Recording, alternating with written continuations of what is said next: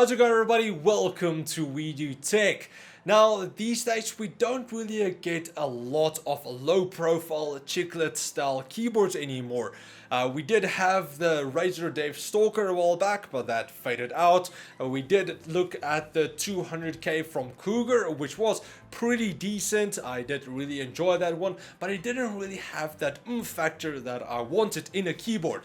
But now Cougar did also make the Vantar, their RGB chiclet low profile silent keyboard, which we are going to take a look at in this review. So in this review, I'm going to go over all of the aspects about this keyboard and tell you guys if it's actually worth buying.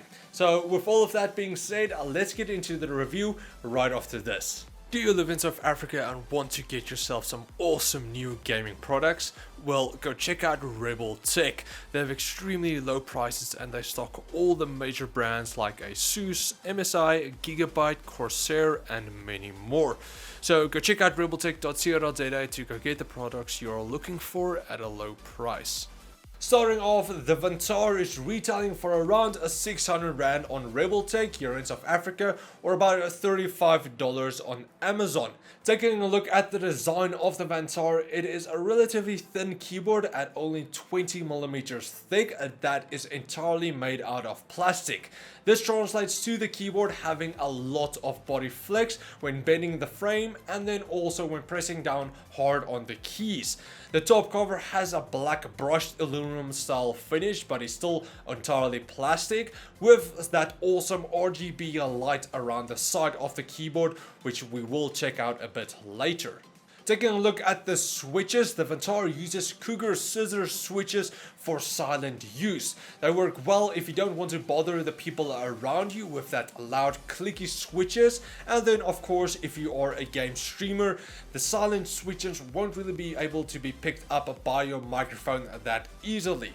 The Scissor switches feature a low travel distance of only 2mm and an acceleration force of about 70 grams. The Scissor switches has a crisp tactile feel to them, and with their low travel distance it makes it very nice for fast typing. Then for the keycaps, you do have a bit of a wobble to them, but only when pressing them down completely. As far as silent they are, here's a quick sound test between the Vantar Scissor switches, a normal membrane switch and then some Cherry MX red switches.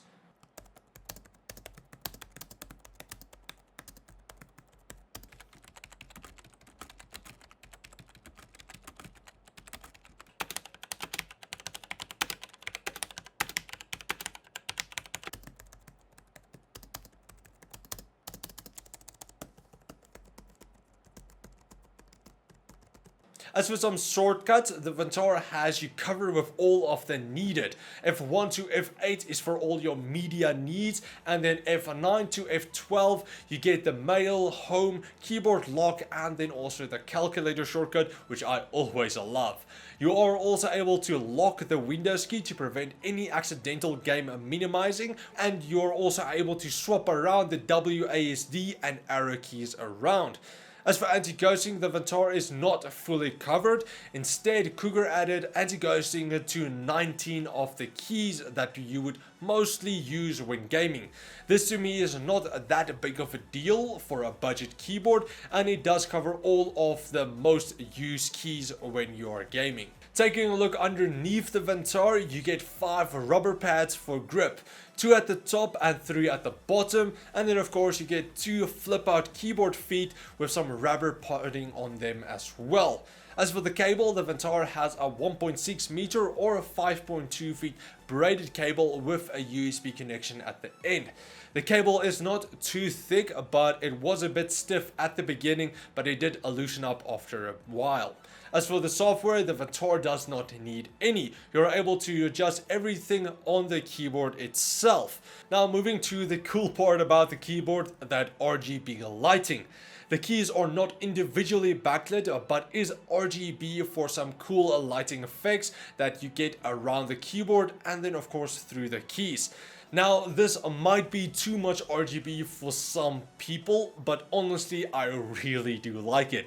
At night it lights up my desk around the keyboard and it just complements my entire RGB theme system very nicely. The RGB, however, is not 16.8 million colors. Instead, it only has 8 different colors. Also, if you look on the side of the keyboard, you can see where the LEDs are placed, so you don't really get that seamless lighting flow, but it is still something that you don't really notice when looking more from the top side. As for the lighting, you get 8 different lighting effects, each with their own set of adjustments. Now, after using the keyboard for about a week, I do have some good and bad points about the Vantar. Firstly, it is nice and silent, so if you do game stream or you just don't want to bother the people around you, the silent chiclet style switches is going to work perfect for that. Also, it has the cool RGB lighting around the sides and then through the keys, which I also again really like. And then of course, it's not too expensive, so if you are looking for a budget keyboard with all of these features, it might be for you.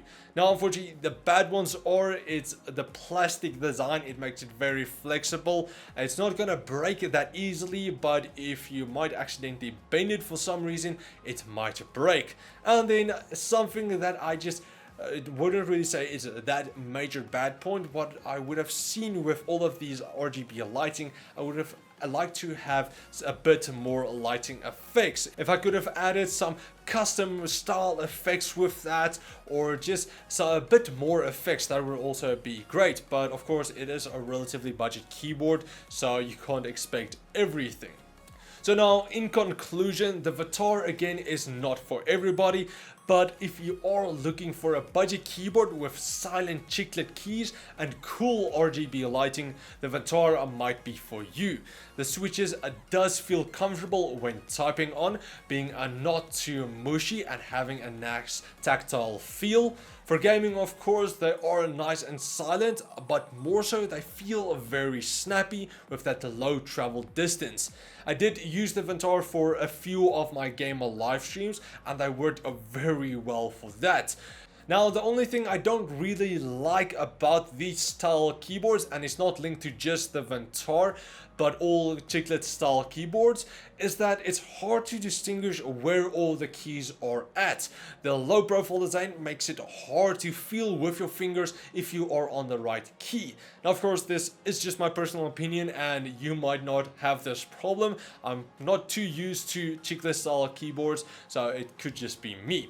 But now, again, that's pretty much it. I do hope you guys enjoyed this review, and if you are looking to buy the Vantar for yourself, you can just follow the links in your video description, where you can buy it on RebelTech if you live in South Africa, or buy it on Amazon if you live overseas.